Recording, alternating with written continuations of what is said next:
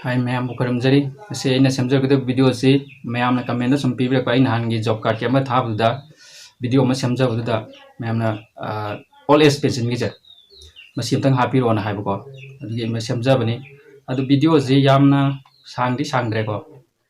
कोई old age pension है कोई पेंशन से मखल अनी अहम सूब मालेको अना खंजबदी सेंट्रल की कार्ड अगांग कोई कार्ड पर्पल मचू हाइको ngasi samjai bidi koi card purple masu koi manipur government na issue to bas asigi matang dani video si yang minara kanda hangminara si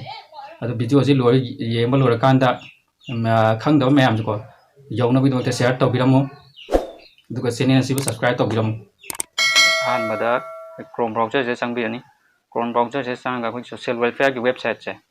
este social welfare na hanai type to le social welfare type to biro mayam ju social welfare ki magi website che mono ya kan ko changaje social welfare ki official website of social welfare tole ko changbi ani changmutung da social welfare ke tole social welfare department government of manipur ki tole matung ko sum sing da birakanda da ko state sponsor scheme manipur all age pension scheme nama yaure bo da yang biro manipur all age pension scheme da click to changbiro amira ko ki district tola ni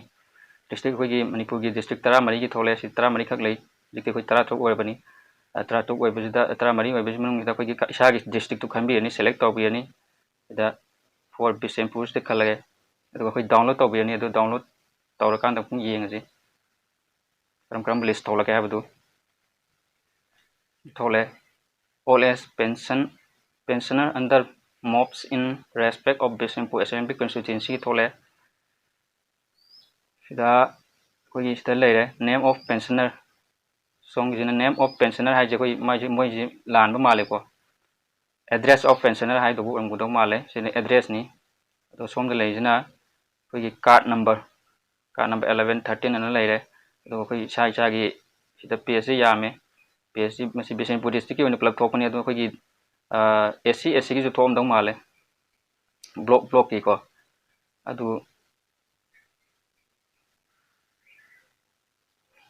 assembly koi gi assembly constituency gi tungan koi thwe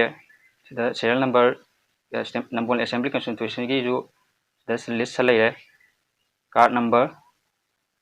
dagi koi gi name of pensioner the address of pensioner thwe sida mayang gi ju yawbro check to biro adu video si lori yema lora kanda khang da mayam ko yawna bi do share to biramo